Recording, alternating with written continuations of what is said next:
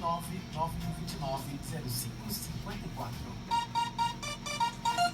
Agora 11 horas 39 minutos na Independente. Voltamos a apresentar Revista da Cidade. Entrevistas Independente. E hoje nós estamos recebendo aqui em nossos estúdios o juiz da Vara da Infância e Juventude de Arco Verde, Dr. Drauternani Melo Pantaleão. Bom dia, Dr. Drauternani, seja bem-vindo. Bom dia, Dácio Rabelo, bom dia, ouvintes de Arco Verde. É um prazer mais uma vez estarmos aqui na Rádio Independente para conversar de assuntos importantes para a nossa comunidade, né? Pois é, vamos à nossa matéria especial da nossa entrevista e na sequência nós vamos começar. O Tribunal de Justiça de Pernambuco inaugurou a Vara Regional da Infância e Juventude da comarca de Arco Verde em setembro de 2012. Nesses últimos 5 anos de atividades, a Vara da Infância tem cumprido sua missão constitucional, garantindo os direitos da criança e do adolescente por meio da prestação jurisdicional, assegurando-lhes condições para pleno desenvolvimento individual e social, velando pelo cumprimento das disposições previstas no Estatuto da Criança e do Adolescente, o ECA. Hoje, o entrevistado do programa Revista da Cidade é o juiz da Vara da Infância e Juventude de Arco Verde, Dr. Drauternani Melo Pantaleão, para falar sobre adoção, fiscalização da execução das medidas socioeducativas, entre outros assuntos.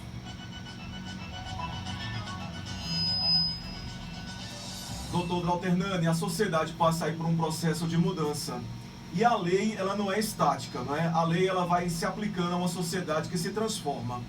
O ECA, que é o Estatuto da Criança e do Adolescente, na sua opinião, precisa ser revisado? Com certeza há uma dinâmica, né, social, e a lei ela tende também a acompanhar, né? O Estatuto ele é uma boa lei, mas precisa, de certa forma, haver modificações para alcançar, né, as questões de ordem social que, na verdade, modifica a cada dia, né? Na sua opinião, quais seriam esses destaques que precisariam passar por modificações? Principalmente haver um melhor apoio do poder público para adotar aqueles autores que trabalham com a infância e a juventude de melhores condições para enfrentar a questão da criança e adolescente. Um exemplo, né? Nós temos aqui em Arco Verde a FUNASE, nós temos uma grande quantidade de menores internos, nós temos que constantemente estar acompanhando a evolução e progressão dessas medidas aplicadas aos menores, mas temos uma deficiência em relação a uma melhor dotação para esses menores, de trabalho, de educação, de tudo, para que eles possam, com certeza, ter uma ressocialização mais garantida. Qual é a sua opinião em relação a esse debate da redução da maioridade penal? Eu sou favorável. Eu sou favorável que haja uma mudança dessa lei, porque a gente sabe que há uma evolução biológica nos menores. Hoje nós sabemos que um adolescente de uns 20 anos atrás não tem a mesma, né? É diferente do que temos hoje com esses menores, hein? E hoje um menor de 16 já tem direito de votar, ele tem todo um conhecimento, facilidade com a mídia, com informações de tudo. Então eu sou favorável que haja uma evolução em que se possa modificar essa situação de violência. Muita gente afirma, principalmente a opinião pública, que o ECA favorece essa impunidade. O senhor acha que o Estatuto, como está, favorece a impunidade? Olha, a lei, ela, de certa forma, ela é justa. Agora a sociedade é que não tem acompanhado, né, que não tem dado apoio, de forma que a gente possa incrementar mesmo uma melhora em relação ao tratamento dos menores. Então o ECA tem o lado positivo de garantir os direitos, é uma lei que garante, tem esse princípio de garantir os direitos da criança e do adolescente, mas existem as suas deficiências que precisam ser modificadas, né? Aí muita gente diz o seguinte, quem defende o ECA afirma que essas medidas socioeducativas, se elas fossem realmente aplicadas como manda o Estatuto, seria uma maravilha. Mas aí a gente se depara com as falhas nas instituições de internamento, no caso aqui de Pernambuco, a FUNASE, que tem a missão, né, de reinserir esses adolescentes na sociedade. A Justiça fiscaliza aí a FUNASE, o atendimento que a FUNASE presta a esses adolescentes? É obrigação, né? O juiz da comarca, ele é o primeiro corregedor para fiscalizar e acompanhar esses menores que vêm aqui para a FUNASE. Nós temos aqui em Arco Verde, como nos demais centros de internação provisória ou definitiva, menores, tanto que cometeram atos infracionais aqui, como também de outras comarcas da capital, né? E até de outros estados, a possibilidade de vir cumprir aqui em Arco Verde. Então, o juiz imediatamente tem que fiscalizar e acompanhar a progressão daquele menor.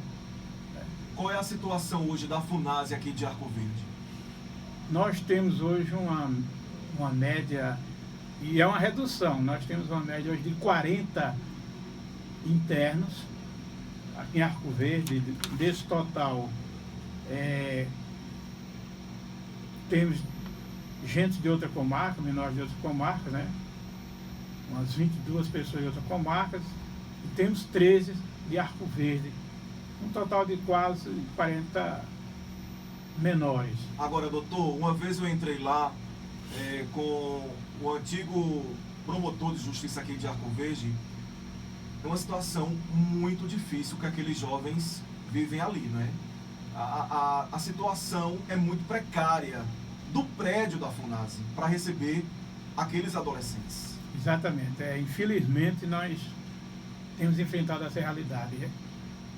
Há um bom tempo, o Ministério Público chegou a pedir até a interdição daquela unidade, mas que nós não temos condições de fechar. Fizemos uma reforma, conseguimos as duras penas. Há previsão de se concluir uma unidade padrão aqui em Arco Verde, para capacidade de 90 adolescentes. E como você sabe, essa FUNASE aqui era prédio da antiga cadeia pública, né? A capacidade dela é de 26 pessoas. E quando eu vim para Arco Verde, como juiz, nós tínhamos aqui uma realidade de quase 70 menores. Hoje, como você disse, ela a situação precária, temos uma grande redução, né, de número de menores, mas estamos nessa luta para tentar melhorar as condições dali. Como você disse, não há muita expectativa de o menor sair dali e receber a liberdade com aquela garantia que não volte à prática, porque é uma questão muito complexa, a questão do ato infracional, né? Porque se envolve não só o problema praticado pelo menor, como também toda uma questão que envolve o grupo familiar daquele menor. As estatísticas disponíveis mostram que apenas 2% dos crimes cometidos aqui no Brasil são cometidos por menores de 18 anos. E os delitos que eles cometem são de 70% crimes contra o patrimônio, que são aqueles roubos e furtos. Em São Paulo, a gente fez uma pesquisa para essa entrevista. Os números da Secretaria de Segurança do Estado demonstram que os adolescentes são responsáveis por apenas 1% dos homicídios em todo o Estado. Se eles são os que menos matam, reduzir a idade penal diminuiria os crimes violentos, como pregam os defensores dessa proposta de diminuição da lei penal, da maioridade penal? Olha, nós temos que ver o seguinte, o número, essas estatísticas, esse número, embora aí seja muito pequeno, mas você tem que ver que a quantidade de menores que estão envolvidos com o roubo, com o tráfico, com o assassinato é grande. Nós temos aqui, basta ver aqui a realidade na nossa região, né? A quantidade de processos que nós temos virando em torno disso. E a questão de cultura. Eu acredito que do jeito que está, se continuar com essa situação, nós não vamos ter uma melhora. Evidentemente que eu concordo que haja uma modificação na lei para a redução da idade, mas também desde que haja uma melhora no atendimento social, uma melhora na educação, para que pudesse refletir nessa questão da redução dos atos infracionais. A gente recebe muitas denúncias aqui na Rádio Independente a respeito da forma aberta e pública que os adolescentes consomem bebidas alcoólicas nos finais de semana, principalmente aqui na Praça da Bandeira, aos olhos vistos da Polícia Militar e do Conselho Tutelar. É verdade, isso aí nós já temos. Nós recebemos essa denúncia, sempre estamos entrando em contato com o Conselho Tutelar, com os órgãos da polícia, tanto civil como militar, né? E, infelizmente, nem sempre conseguimos estar batendo de frente com essa situação. É preciso que haja um apoio da sociedade, que não só menores de baixa renda, mas também menores que a gente tem observado, menores que têm um aparato familiar por trás, pessoas que têm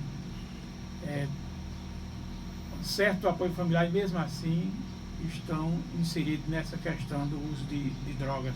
Os donos dos bares também aqui no entorno também têm uma certa culpa, vendem as bebidas para os menores e não são penalizados. Sim, existe, inclusive, o estatuto está aí, existe sempre campanhas nesse sentido.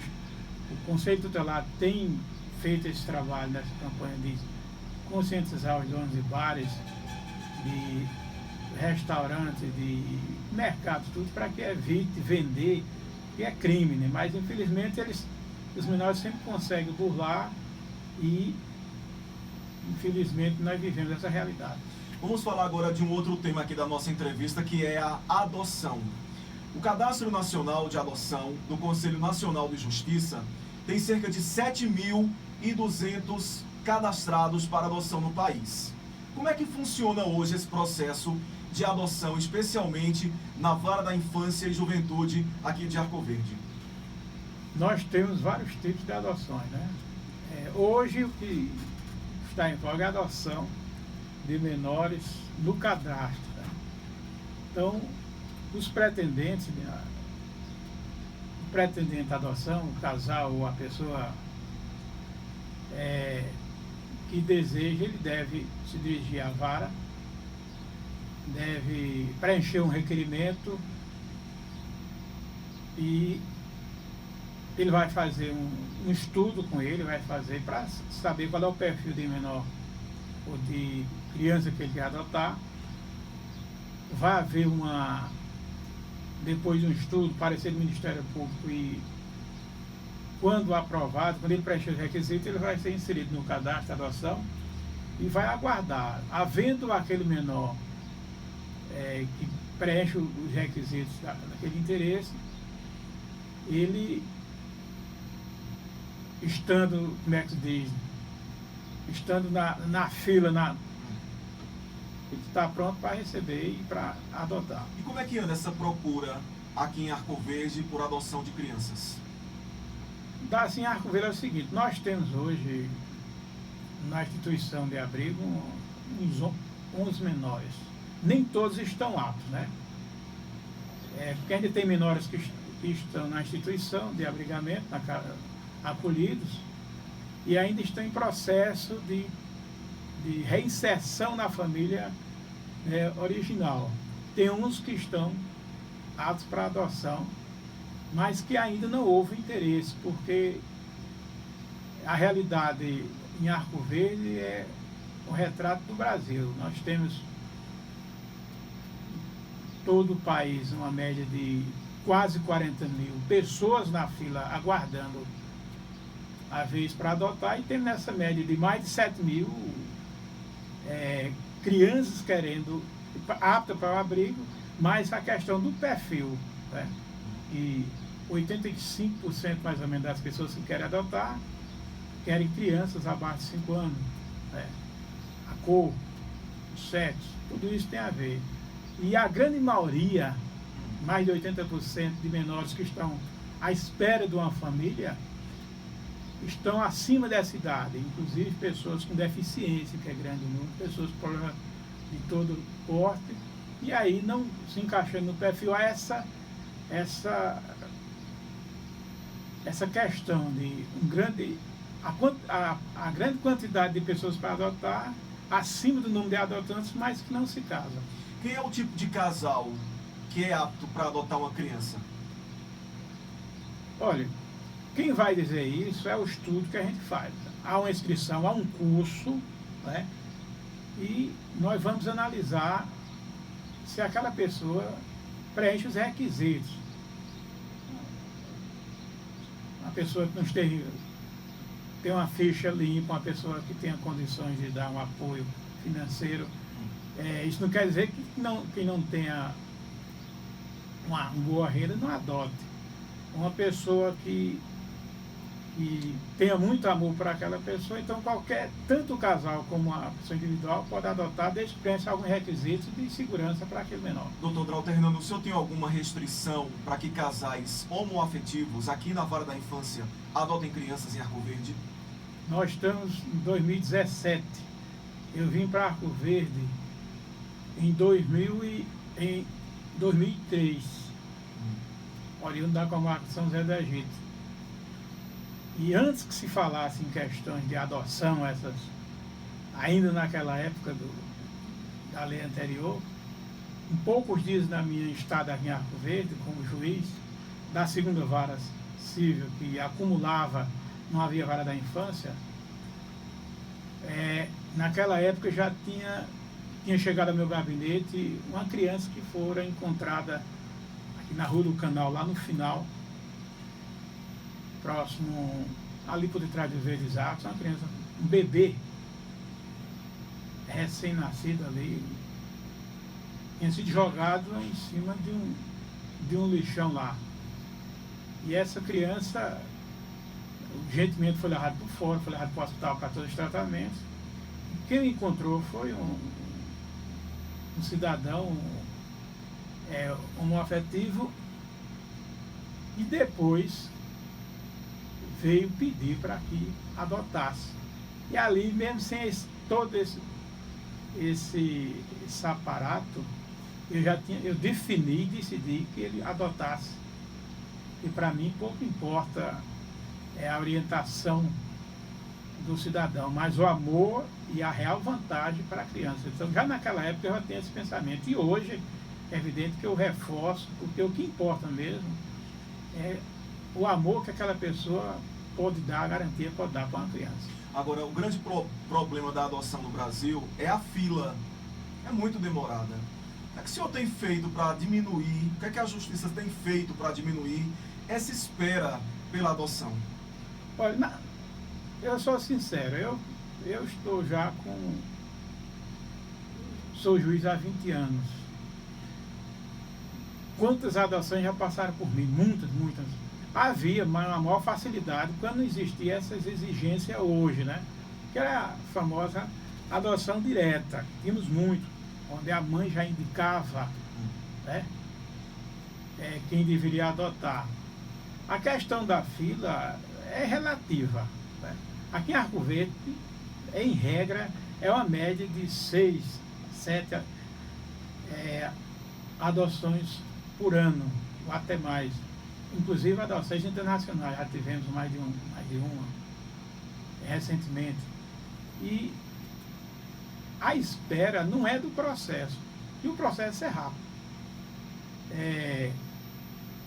Dependendo, porque a adoção, ela é todo um procedimento. Vamos dizer, tem menores que vêm para adoção depois de passar por um verdadeiro briga judicial por questões família biológica, né?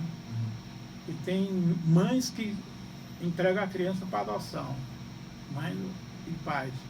Tem outros que não, a criança, aquela família é destituída por não tratar a criança com dignidade. Então há essa demora. Quando a criança está apta, está no cadastro, sempre a Vara da Infância de Arco Verde procura fazer uma pesquisa e, havendo interessados, tanto de Arco Verde como de outra comunidade, se aquela criança que temos aqui na Vara preenche os requisitos daquele casal, o processo é rápido, não demora muito não.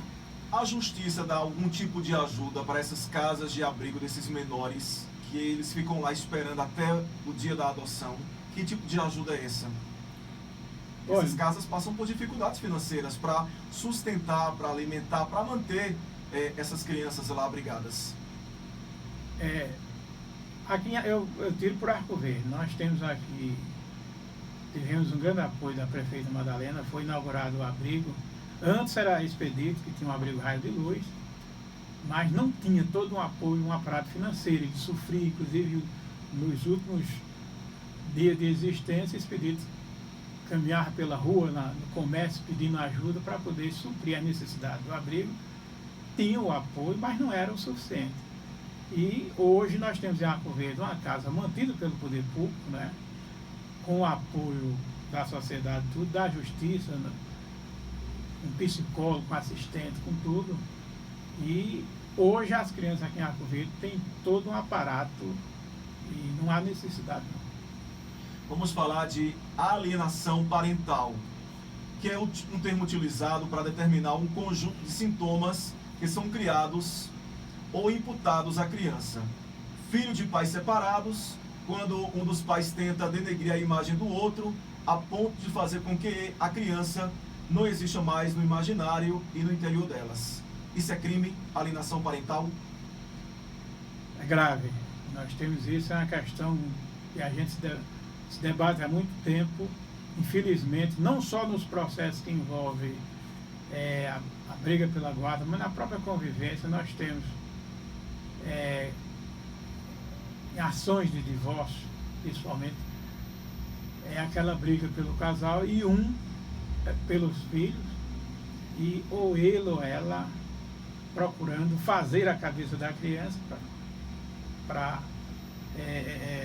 em benefício do outro, né? Isso é ruim porque a criança sofre.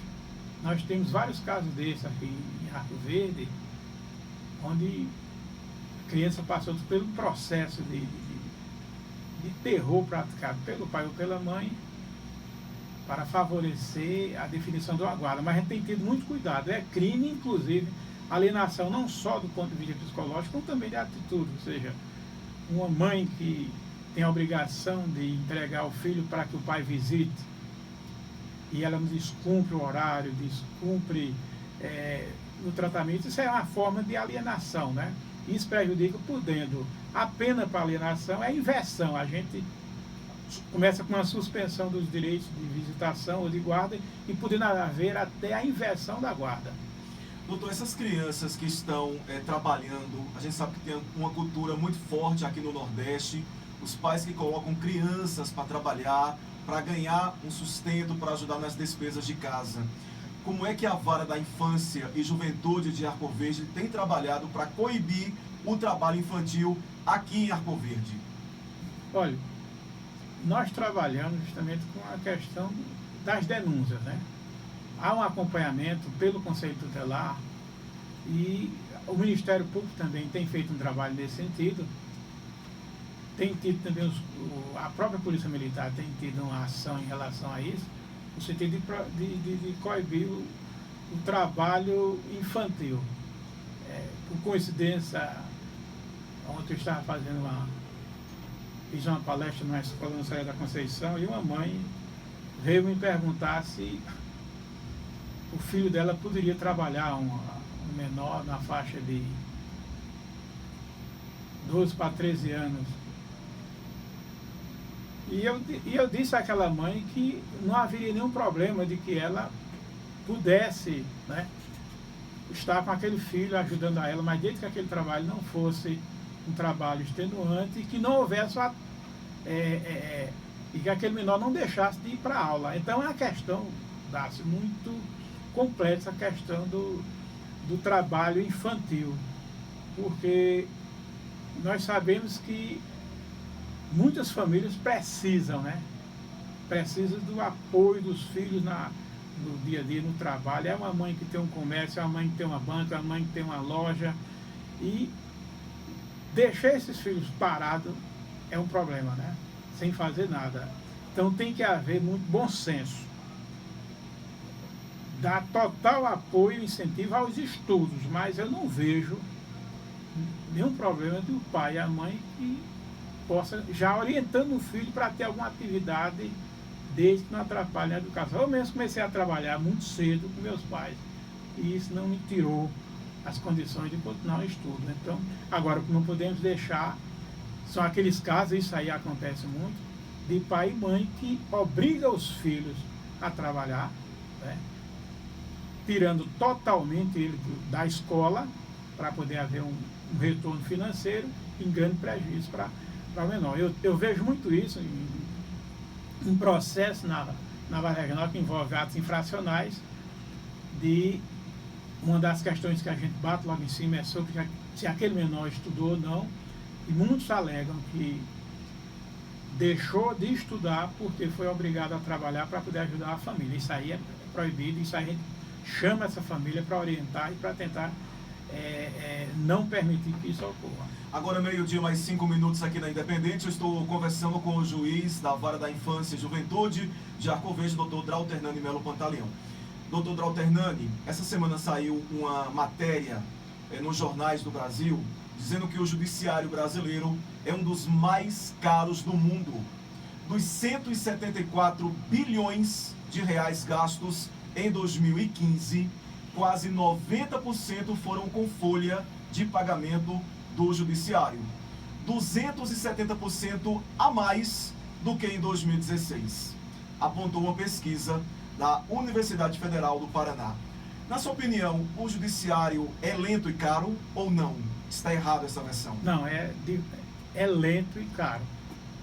Agora, isso por conta, com certeza, não é do indivíduo juiz, não é dos atores que fazem a justiça, mas por conta de toda uma cultura, uma legislação.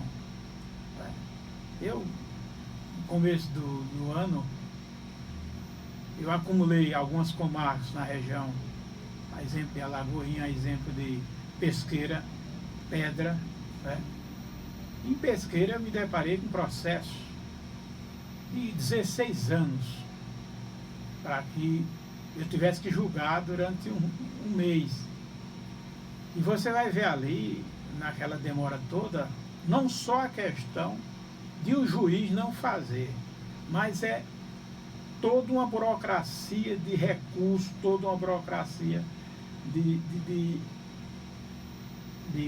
chicanas que as partes utilizam em benefício daquele que, em regra, está levando vantagem, né?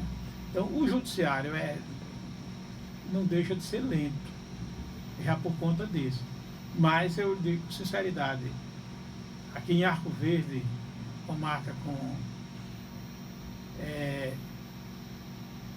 quando eu vim para aqui trabalhar, a segunda vara tinha mais de 8 mil processos. Hoje é uma vara que está na faixa, não tem 3 mil processos. A Vara da Infância de Arco Verde, onde eu estou como titular, ela trabalha com 23 comarcas, com 23 cidades. Porque nós fazemos parte de uma circunscrição. É a 14ª, temos 6 comarcas. E também temos responsabilidade sobre a execução das medidas da 12ª e da 13ª. Então, ao todo, como Arco Verde é polo, a Vara da Infância, nós temos o trabalho em cima de adoção, de atos infracionais, de guardas e outras questões que envolvem pareceres de 23 comarcas. E ela está em dias, não passa de 800 processos. Então, a coisa anda, mas, infelizmente, no todo da justiça, porque são várias matérias para ser tratada, a questão todinha é o seguinte: nossa lei, ela dá margem a essa demora. Nesses últimos anos, a sociedade brasileira está assistindo políticos envolvidos em corrupção e lavagem de dinheiro, atacando sem dó nem piedade o trabalho da justiça, seja dos juízes ou do Ministério Público, tentando colocar para a opinião pública, ou seja, tentando colocar a opinião pública contra o judiciário. Isso é perigoso? E muito, né? E muito, porque a gente vê o grande prejuízo que sofre tanto o Poder Judiciário como o Ministério Público como um todo. Como é que se diz? Essas acusações, esses ataques, quando nós sabemos que isso tem um propósito, é evitar que façamos o nosso trabalho de prender os corruptos. Tá? Então isso a mídia tem feito também essa ajuda de proteger o Judiciário e o Ministério Público, esclarecendo muitas coisas. Porque a gente sabe que o Judiciário, se não fosse o Judiciário e não fosse o Ministério Público, a coisa estava pior. Eu queria muito agradecer a sua presença aqui nos estúdios da Rádio Independente, falando sobre esses assuntos importantes para o nosso dia a dia, e convidá-lo para uma outra oportunidade, o senhor voltar com outros esclarecimentos, novidades a respeito da Vara da Infância e Juventude de Arco Verde. Muito obrigado pela sua vinda até a Rádio Independente. Eu é quem agradeço a você, Dácio, e todos os ouvintes de Arco Verde. E assim, boa tarde. A gente assim finaliza o Revista da Cidade desse sábado, voltando na segunda-feira, a partir das 10h50. Outras notícias de Arco Verde da região, acesse a nossa página www.independentefm.com.br ou baixe o nosso aplicativo nas versões Android ou iOS.